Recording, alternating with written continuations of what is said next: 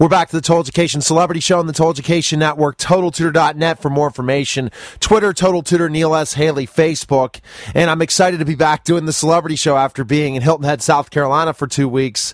But you got to go to my Facebook and check out the experience drive home. It was not the fun experience, but I'm really excited about this experience. So I want to welcome the program, celebrity Mariah Huq from Married to Medicine. What an honor to be on the program, especially with the success of the show, to take the time to come on. So thanks for calling, Mariah. Thank you for having me. We're excited to talk to you, and I think when I was talking to you off air, I see that basically how this story developed, how you came up with the reality show in general, was based on, I guess, being a fan of the Real Housewives.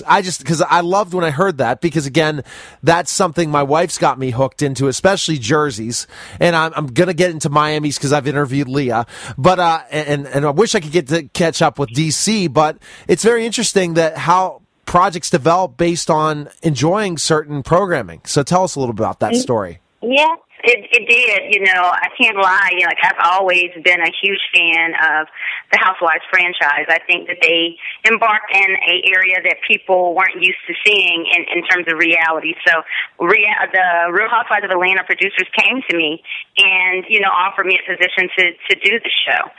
But my husband and I felt like the medical component was truly missing from that show. And from that, we birthed Married to Medicine. You know, we came up with the concept and, you know, did all the casting just amongst our circle of friends. And we just pitched it until someone really just, you know, paid us some attention. You got to keep knocking on doors, don't you, Mariah? It's not. You do. You have to be very persistent, especially in the entertainment field. I thank God there are people who really take the time to listen and hear you out.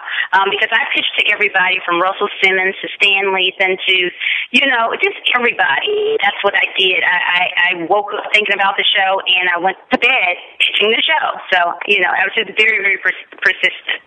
And persistency is such an important thing, because if you continue to do that, and then were you finally surprised once you finally did get picked up, and then you were on Bravo? Were you surprised by this? Because again, it's a process. You put it in the TV vault. You do all those different things. So I know people that I learn more and more about reality television now, that you have to have a production company interested in you. Was it a surprise when it finally happened, or you just knew that this was a great idea? I just knew it, you know, and I know that sounds weird, but in my heart, I just felt like it was a phenomenal concept. With the success of the medical shows, like Grey's Anatomy and Private Practice, I just felt like our show could truly go into the personal lives of doctors and the families of doctors. So I just knew that it was something that people needed to see, because everyone has a doctor, and when you think about it, you don't know much about them besides it's your doctor, because, you know, they're so sterile and we're used to them being like robots. So I thought people needed to see the personal side and needed to see the sacrifices that are made for a lot of doctors to be doctors, you know. And I think that's what made it different than the other Real Housewives brand or other reality television shows, is it really got involved in understanding people and the relationships in the medical field, understanding a lot of times that wives of doctors, it's a different story. It's an interesting situation, because again, there's a lot of sacrifice at the beginning, isn't there, Mariah? Yes, it is. It really, truly is. I just think my husband did 6 years of residency because he's a double licensed physician. And I was the person. I held down the fort. You know, I did medical devices. I was a journalist. I had a 6-figure income. And, you know, it was a lot, because he was going to take care of someone else's children when our children was homesick. You know, so it was a lot of sacrifices. You know, he missed a lot of birthday parties, anniversaries, but it was for the greater good, and I knew that he had a bigger purpose to serve. So I think it's definitely worth it. And a lot of times you guys are left alone, raising the children, not having, and really trying to find your own self. And it seemed like you already had a career, so that was okay, but it becomes very lonely at times as well, right? Well, that was the other reason why I wanted to do the show, because you do become somewhat like a club with the other doctors' wives. You know, you do, because the husbands work such crazy shifts that you have to have, you know, confidants and, you know, comrades. So I truly believe that was another purpose for the show, because you almost form like a doctor's wives club, or you have this community, you know, within the medical world. And I think that you need it, because you need to talk to people who speak your language. Because they have no idea what they go through every day. Kind of like with how I'm able to relate to my wife. Well, my wife's a school teacher, and I was a former school teacher, that I understand the daily trials and tribulations they go through as a teacher. Certain professions and she's a kindergarten. Yeah, it requires so much. It truly does, because when they get home, they really don't want to talk about it because of the stress involved in it and all the different things they want to kind of veg. And in other careers, you know, there could be a lot of conversations. And then I guess the hours are challenging as well. So you do have to have that group together. Were you thinking that, here's a question to throw at you based on, you know, coming up with the idea and everything. Did you think that through these relationships and getting these doctors' wives on the show that there was going to be some conflict, kind of like the Real Housewives brand? Or did you think it was going to be... Okay, go ahead. To be honest with you, I had no idea we would have more drama than... we had a crazy season. You know, it was just a crazy season, because, you know, I thought, and not that I thought that we were better than anybody else, because I didn't, but I thought, you know, we're all educated women, you know, everyone has a degree, and all, you know, all of us pretty much have our own kind of careers, or with the exception of one of us, and so I thought that, you know, most of us are mothers, so I did think we had drama, but I think that the drama would have parameters, but I was wrong. When the cameras come on, it doesn't matter what people's titles are. It's just something different, and that happened even with me. So, you know, we're all human. Well, I had a conversation with Mary, because I'm good friends with Mary Amons from D.C., and she thought, oh, you know what, there's not going to be as much conflict because D.C.'s different than the other housewives brands, and you probably thought the same thing as well. But through reality television, relationships get, I guess, the closet comes out in certain ways. You learn more about people through this TV show, and in a lot of ways, and the producers are very good at doing that. And I guess for you being the creator and producer, you're kind of looking for a little drama sometimes, aren't you? You know what? Drama is good. I always say a great show consists of a few things. You need great characters. You definitely need people with a lot of charisma, and you need conflict. I mean, I do. I think people like comedy. I think people like to laugh. You know, I was, as a producer and as the original creator, I definitely wanted drama, but I have to admit I did not expect the type of drama, you know, that we had, because I do think that because we were all friends, like it was truly organic, that you have to have a no-fly zone. And sometimes people don't operate with the same moral compass that you may, you know, operate on. So the cameras just change everything. Let's talk about the cast of characters. Did you know all these people very, very well, or were there a couple thrown in the mix that you didn't know as well? Oh, no, I casted everybody. Every single person on there I casted. And like one of the doctors delivered my first daughter. The other one was, an associate of mine it was actually her best friend, the other doctor. I think Toya, her husband and my husband are both ER doctors for the same group. Carrie and I, we just knew each other through the medical world and through philanthropy. Quad was my best friend. So it was my circle it literally was my circle of friends. Like, they weren't all friends, but they were all my friends, like, in different, friends in different circles, and I just brought them all together. And then when different personalities get together, and we all know this. Think of family reunions. Think of different events at bars or different places. You're going to have conflict. People aren't going to always get along. It's going to happen. Now you tell me. Yeah, you're right. It's good to keep some people separate. Now I understand why people do that, but you're absolutely right. And I think, honestly, it doesn't matter who you are, what you are. You get a group of women together, you're going to have some drama. Yes. and that's just real.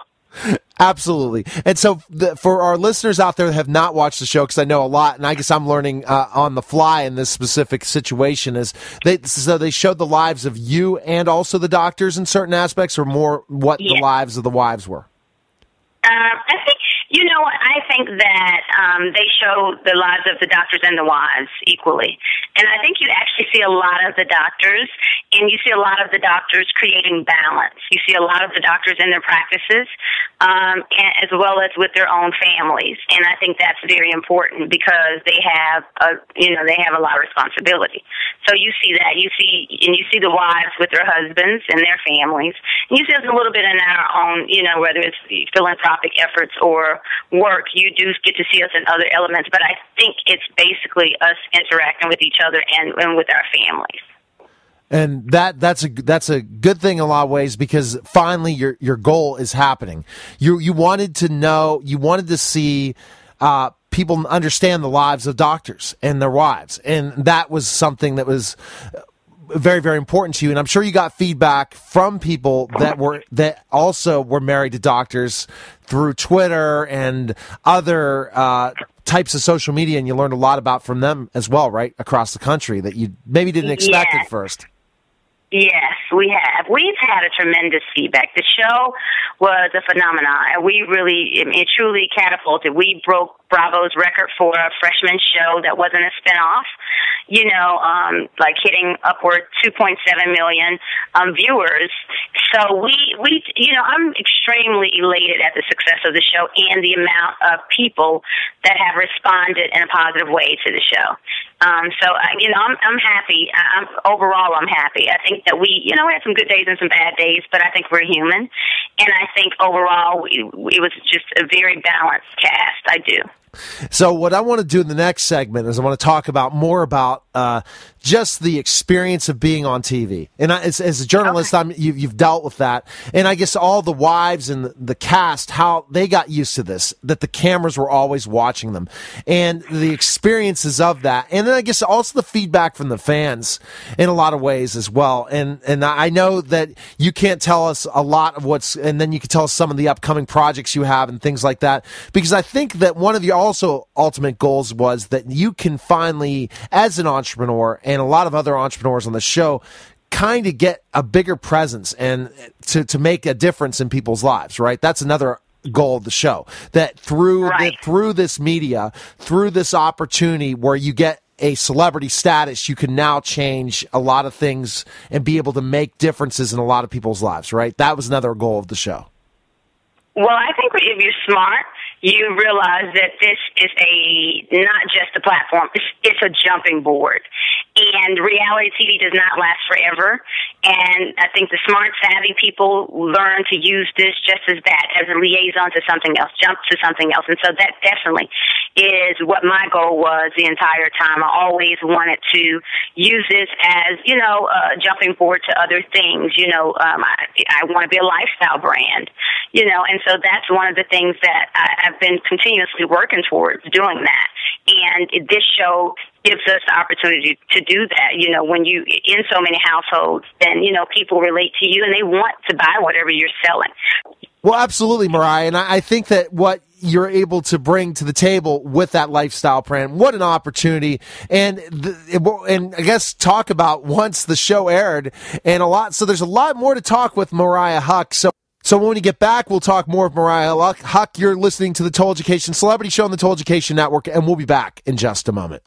We're back to the Total Education Celebrity Show on the Total Education Network, TotalTutor.net for more information. Twitter, Total Tutor, Neil S. Haley, Facebook, and also the Beach Lifestyle Celebrity segment as well. Thanks to the Beach Lifestyle for connecting all this together, as I'm just trying to get back in the swing of things after Hilton Head, South Carolina. And I'm with Mariah Huq from Married to Medicine. And Mariah, so far, it just shows me that you really were ready for this opportunity. You prepared it, and that's how the creator and producer's able to do things.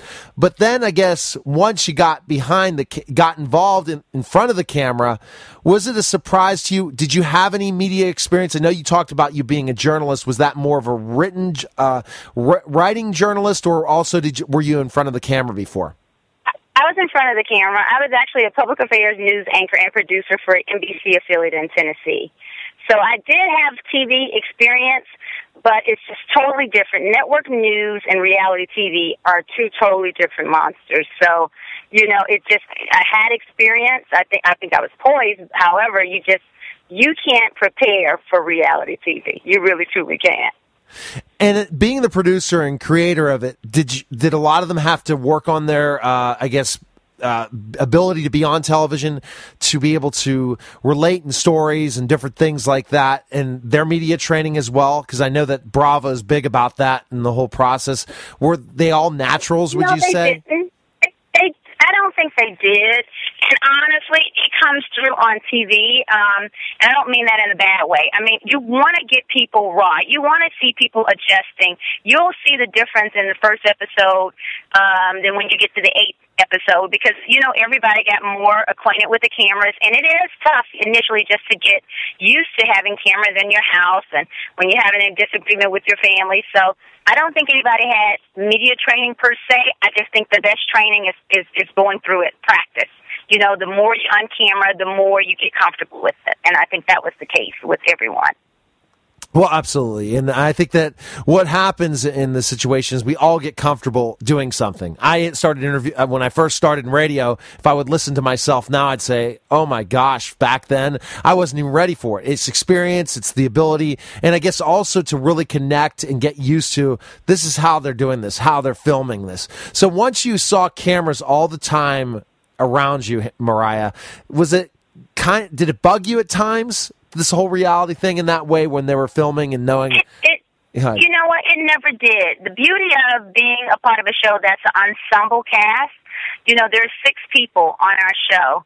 So I think at the time I would get irritated. It was time for me to go shoot someone else. So that worked out perfect for me and my family.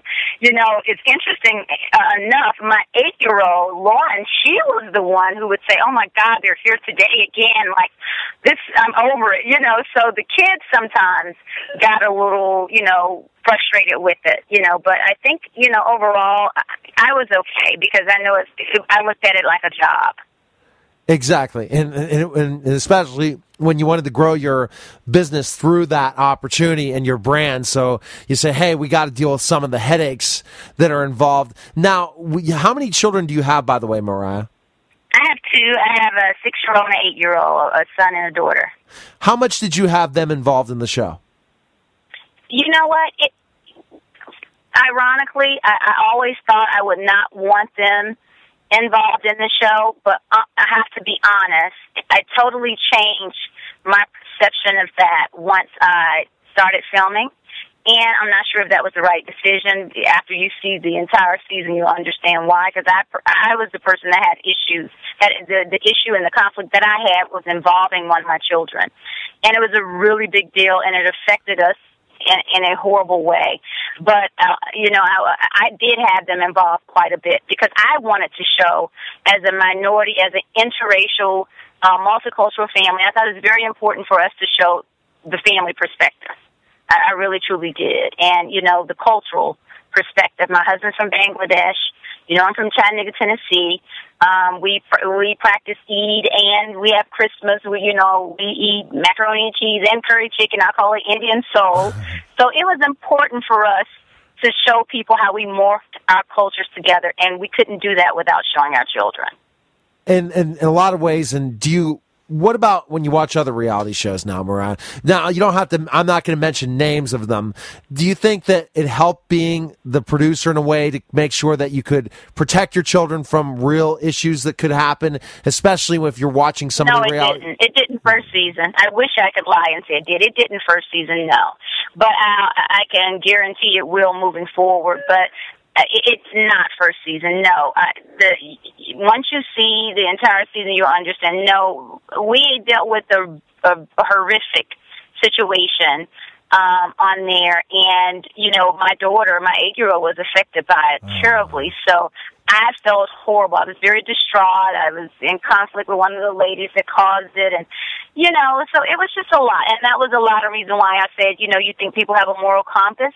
And, I became the target a lot because I was a producer. Even though I brought every single one of the women on, I kind of became the target. So I then understood why creators and producers stay behind the camera and not in front of it, because it's hard doing both of those roles.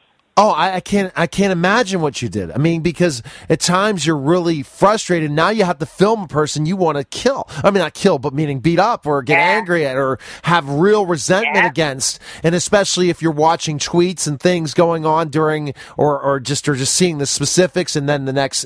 So I could just imagine it's such a challenge, and you sacrificed a lot this first season for sure.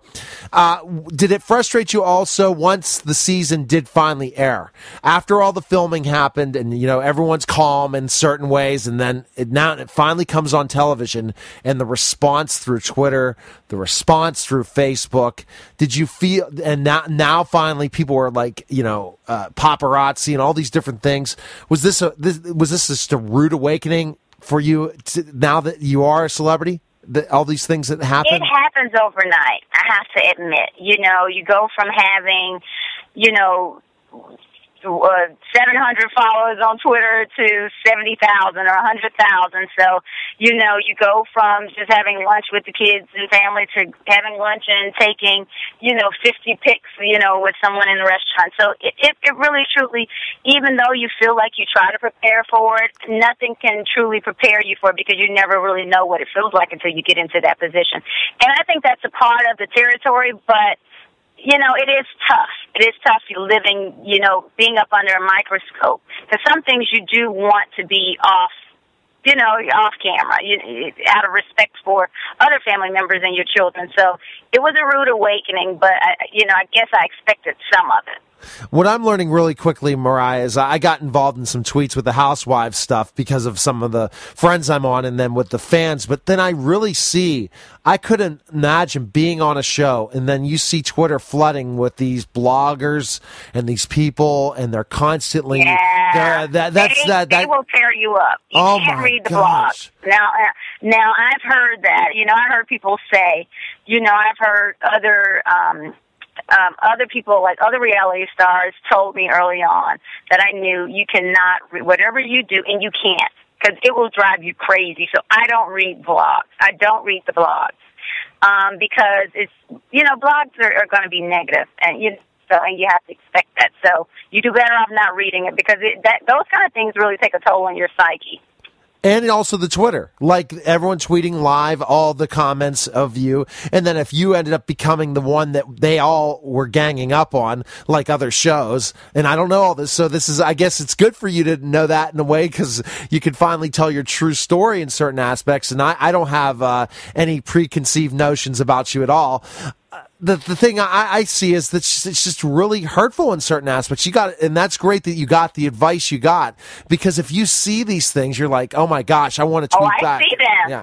Now, let me be clear. I get a lot of Twitter hate mail and, all kinds of things, because everybody's not going to love you. But my husband jokes about it.